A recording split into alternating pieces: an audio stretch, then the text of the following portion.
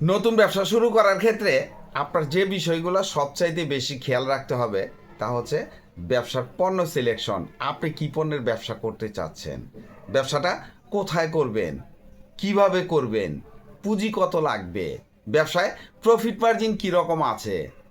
সবচাইতে গুরুত্বপূর্ণ যে বিষয়টা আপনার খেয়াল রাখতে হবে সেটা ব্যবসায় ঝুঁকি কীরকম আছে, আদৌ ঝুঁকি আছে কি না। এই সমস্ত চিন্তা ভাবনা করে যারা ব্যবসা শুরু করতে যায় তাদের ব্যবসাটাই টিকে যায়। আমাদের দেশে 95% বিগিনার বিগিনিংয়ে বাড়ি ফিরে যায়, ব্যবসা তারা করতে পারে না, ব্যবসা গুটিয়ে ফেলে, কারণ তাদের ব্যবসার কোনো গাইডলাইনই থাকে না। 3 কোটি বেকার আমাদের দেশে, চাকরির অপরচুনিটি আছে মাত্র 20 লাখ লোকের। তাহলে আপনাকে ব্যবসাই করতে হবে, আর ব্যবসাটা যেহেতু করতে হবে মন দিয়েই করতে হবে। একটা ব্যবসায় আপনি লস খেলেন, আপনাকে দিয়ে ব্যবসাটা হলো না, নিশ্চয়ই কোনো এক জায়গায় ভুল ছিল, ভুলটা না খুঁজে আপনি চাকরির পিছনে ঘুরতে থাকেন, তাই ব্যবসাও হয় না, চাকরিও হয় না, সারা জীবন বেকারই থাকতে হয়। তাই সব কিছু চিন্তা ভাবনা বাদ দিয়ে আপনি যদি চাকরির পিছনে না ঘুরে ব্যবসা করতে যান, আপনার কাছে পুঁজি 5,000 টাকাই আছে, 5,000 টাকার ব্যবসা খোঁজেন, দেখেন কোনটা আছে। একটা ছোট্ট ব্যবসা আপনার চোখে পড়লো, কিন্তু আপনি নলেজে আনলেন না যে এই ব্যবসায় আবার টাকা আছে, এই ব্যবসা দিয়ে কিচ্ছু হবে না। এরকম চিন্তা ভাবনা করার কারণে আমাদের দেশে কিছু হয় না। 5,000 টাকা পুঁজি দিয়ে 1 লাখ টাকা ইনকাম করা সম্ভব, তবে আপনাকে একটু বুদ্ধি খাটানো লাগবে, একটু চিন্তা ভাবনা করতে হবে, শ্রম দিতে হবে আপনাকে। আপনার পকেটে টাকা রেখে আপনি চিন্তা করলেন এই টাকা দিয়ে ব্যবসা হবে না, টাকা বাজার করে খেয়ে ফেললেন, কিছুই হবে না, আপনি বেকারি থেকে গেলেন। তাই ব্যবসা করার মন মানসিকতা নিয়ে আপনি ব্যবসা করতে যাবেন, তাহলে আপনাকে দিয়ে ব্যবসা হবে, আপনার ব্যবসা বিগিনিংয়ে বন্ধ হবে না।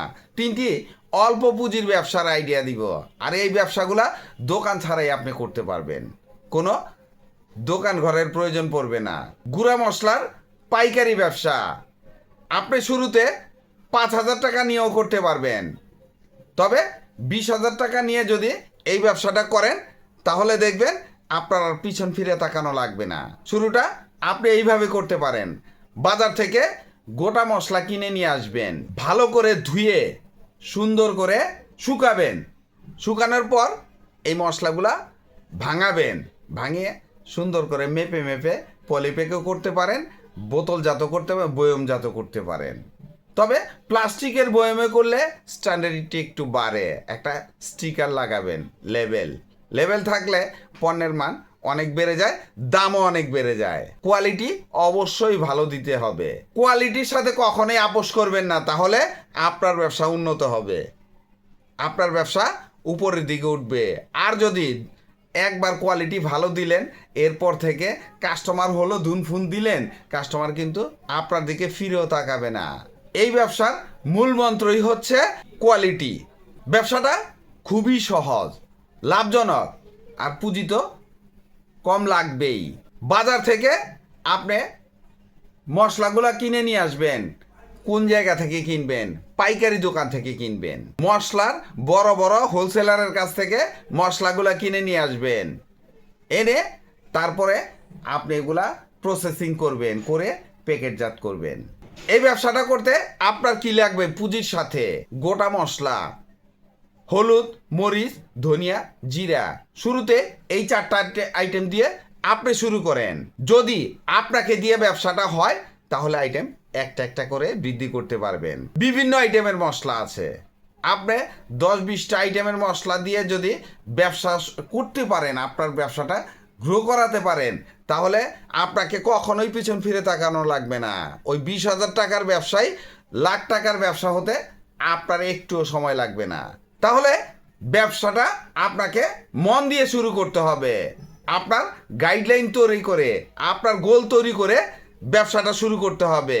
আপনার মাথায় কিচ্ছু নেই, আপনার পকেটেও পুঁজি নেই, তাহলে ব্যবসা কখনোই হবে না। তাই পুঁজির সাথে বুদ্ধির সংমিশ্রণ খাটিয়ে আপনি ব্যবসা শুরু করেন, আপনাকে দিয়ে এই ব্যবসাটা হবে। আপনি এই মালগুলা কোথায় পাবেন? পাইকারি দোকান থেকে কিনবেন আপনার আশেপাশের, আর যখন ব্যবসাটা বড় হবে ঢাকার মৌলভীবাজার থেকে কিনবেন, ঢাকার কাওরান বাজার, ঢাকার কৃষি মার্কেট, চট্টগ্রামের খাতুনগঞ্জ থেকে কিনতে পারেন অনেক বেশি পরিমাণে মশলা কিনলে। তাছাড়া আপনার জেলা শহরের প্রত্যেকটা এলাকায় মশলার পাইকারি দোকান আছে, তাদের কাছ থেকে মাল কিনে ব্যবসা শুরুটা অন্তত করবেন। এই মশলাগুলা বিক্রি করবেন কোথায়? আপনি যদি ফিজিক্যালি বিক্রি করতে চান তাহলে মহল্লার মুদি দোকান থেকে শুরু করে সুপার শপ, চেইন শপ, সব জায়গায় বিক্রি হবে। প্রথম টার্গেট নেবেন অনলাইনে বিক্রি করবেন, প্রচারেই প্রসার। আপনি যখন অনলাইনে আস্তে আস্তে প্রচার করতে থাকবেন, ব্যবসা কিন্তু একদিনে গ্রো করে না, একদিনে আপনি কখনোই বড় হতে পারবেন না। তাই আপনার আস্তে আস্তে আস্তে আস্তে আপনার ব্যবসাটা তুলতে হবে, সময় নেবেন।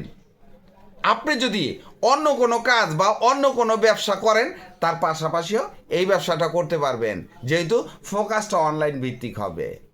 আর যেগুলো বললাম যে খুচরা দোকান, যেমন মহল্লার মুদি দোকান বা অন্য জায়গায়ও আপনি এগুলো বিক্রি করতে পারবেন। লিফলেটের মাধ্যমে প্রচার করবেন আপনার আশেপাশের এলাকায়। দেখবেন আপনার মশলা যদি অথেন্টিক হয় তাহলে কিভাবে বিক্রি হয়।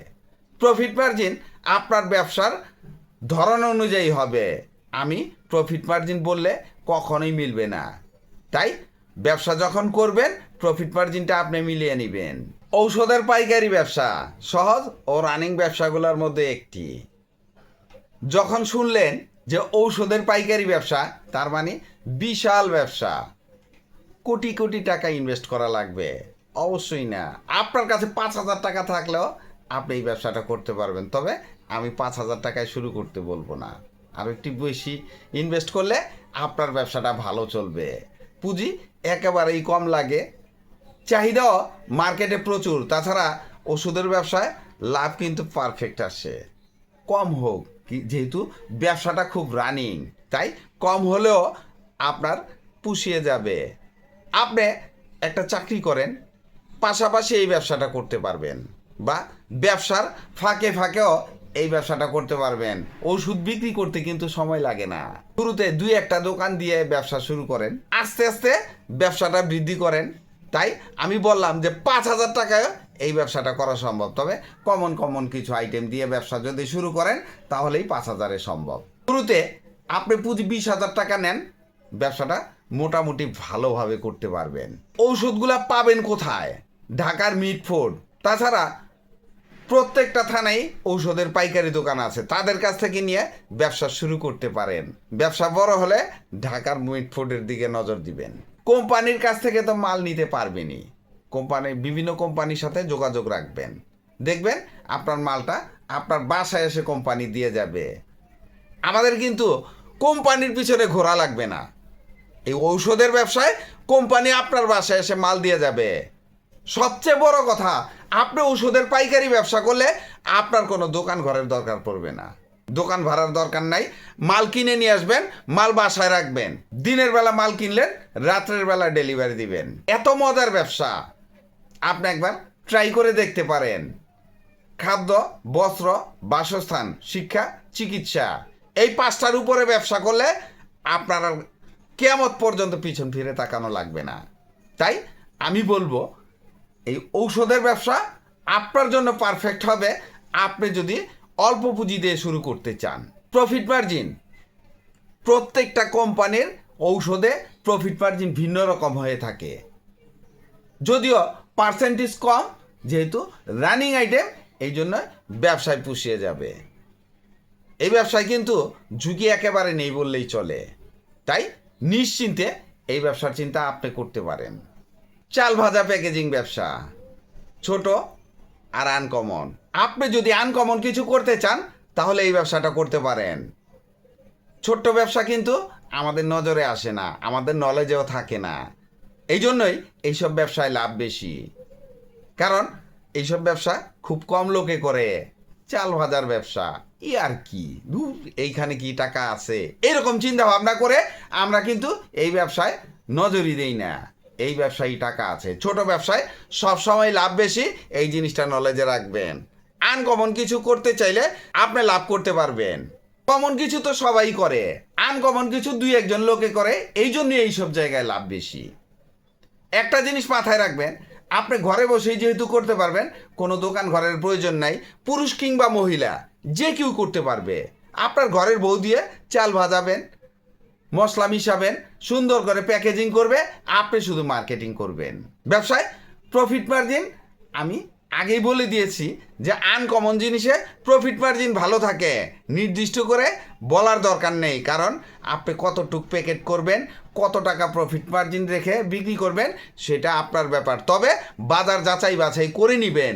বাজারে অনেকেই এই ব্যবসা করে, তবে গোটা কয়েক লোকে করে, আপনি একটু যাচাই বাছাই করে দেখেন তারা কত গ্রাম এক প্যাকেটে দিল, কত টাকা পাইকারি নিল। যাচাই বাছাই করে যদি ব্যবসা করতে যান তাহলে আপনার ব্যবসা টিকে যাবেন। আর যদি যাচাই বাছাই না করেন তাহলে টিকার সম্ভাবনা একেবারে নেই, শুরুতেই আপনি ঘরে ফিরে যাবেন। পুঁজি 2 থেকে 5,000 টাকা নেন, আপনার ব্যবসাটা শুরু হয়ে যাক। আপনি মহল্লার মুদি দোকানে বিক্রি করবেন, মহল্লার চায়ের দোকানে বিক্রি করবেন। এই 2টা দোকান টার্গেট করেন শুরুতে, আপনার মহল্লা, এরপরে পাশের মহল্লা, তারপরের মহল্লা, আস্তে আস্তে ব্যবসা বড় করেন। দেখবেন আপনার এই ব্যবসাটা কত রানিং হয়। তবে ব্যবসা যদি ব্যবসার মতো করতে পারেন তাহলে রানিং করতে পারবেন। আর তৈরি করলেন, 2-1 দোকান নক করে ডিমোটিভেট হয়ে ঘরে ফিরে গেলেন, কোনো দিনই ব্যবসা করতে পারবেন না। আমাকে ব্যাড কমেন্ট করবেন। ব্যবসা তো অবশ্যই আছে, যারা করে তাহলে তারা কিভাবে করে?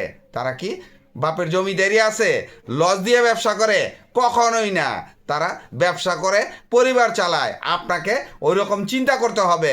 আপনি কোথায় আছেন এই চিন্তা না করে আপনি কোথায় যাবেন ওই চিন্তা করেন, তাহলে আপনি ব্যবসায় উন্নতি করতে পারবেন, ব্যবসা করতে পারবেন। ভিডিওটি ভালো লাগলে লাইক কমেন্ট শেয়ার দিয়ে পাশে থাকবেন, চ্যানেলটি সাবস্ক্রাইব করবেন এবং পাশে থাকা বেল আইকনটি প্রেস করে দিন যেন পরবর্তী নতুন কোনো বিজনেস আইডিয়া আপলোড দেওয়ার সাথে সাথে আপনার মোবাইলে সর্বপ্রথম নোটিফিকেশন চলে যায়। আজকে এই পর্যন্তই। আসসালামু আলাইকুম।